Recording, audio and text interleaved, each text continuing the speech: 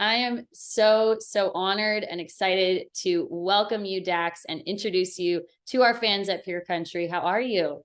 I am good. And I have to say something to you real quick, and it goes like this. Man, it's your boy Dax, and we back at it like a bad habit. If you want something in this life, you better go grab it today, baby. We finna make a big play. Come on.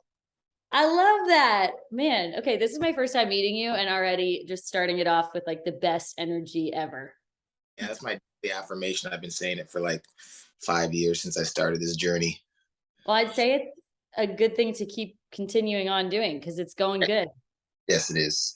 Okay, so iHeartRadio Future Star, we're just going to start off with that at the beginning because you are our new iHeartRadio Future Star with Dear Alcohol featuring Elle King. Tell me a bit about this song and how it started and turned into Elle King featuring on it. I guess the song is sort of like a bittersweet thing. It's like there's a happiness to it, but there's also like a sadness. So I had finished playing college basketball. Obviously I started drinking when I was 17. College basketball, obviously you're going crazy. I went to 3 different schools in 4.5 years. So it was like reinventing myself every year. So it was just like a whole new party every year. Graduated, went out to LA for a bit. First 8 months was completely wild, just getting like myself integrated and trying to like meet people. Yeah. On all these events, drinking every night. After 8 months, I finally found myself, looked in the mirror one day, and I was like, you know what? I need to meet myself. So I stopped going to events and all these things. I wrote my first big song. It was She Cheated Again. And then that spiraled into me going on my first tour, which was with Tech Nine, which was crazy. So my first ever tour, 55 shows, was wild. So I was drinking every night on that. Yeah. Found tequila. That was dope. Then it went from that tour to my own first headlining tour, which was another 30 shows. And I did my own headlining Canadian tour, which was another 20. So that year I did 100 plus shows. Whoa. Drinking before every show. And then as soon as I was done that, the pandemic hit. Whoa. And I went to being at home and then just like drinking every day during that pretty much. So it came to a point like, it's now 2 years down the road. And I'm just sitting and ask myself, man, when was the last time I haven't drank 2 days in a row? And then a period after that, this song came to me. Lex played the beat, and I just go, I got wasted because I didn't want to deal with myself tonight. And I was like, whoa. So once I put out that first line, I was like, I sat on it, and I was like, this is a really important song to me. So then that ended up creating the whole song. And then I had the song for a month and a half before it dropped. And I was like, you know what? If I'm going to put this out, I'm probably going to have to like stop drinking. So it was almost like a goodbye. Right. And then healing process, I feel like, with that song. Yeah, when I first made it, I was drinking to it, right?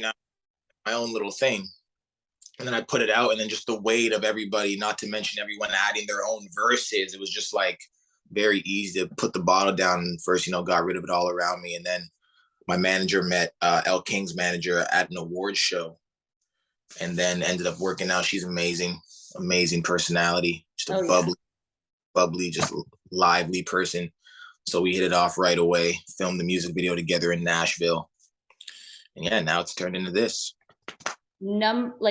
Second most added record at Canadian country radio. What went through your head? Like when you found that out, did you believe it? Because I feel like just hearing the story about this song, you just wanted to put out a great song that meant something and Elle fit on it. Did you ever foresee it being that song for you?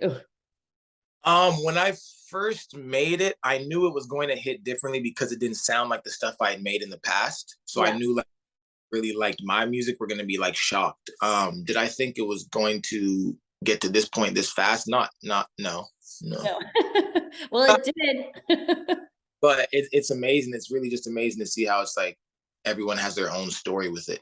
And I didn't think I've made some pretty relatable songs in the past, but I didn't think this one about alcohol would be the most relatable. I didn't understand how many people it touches, and it has no language, it has no religion. It's really just everyone can relate in some way, either first person or knowing somebody. Yep.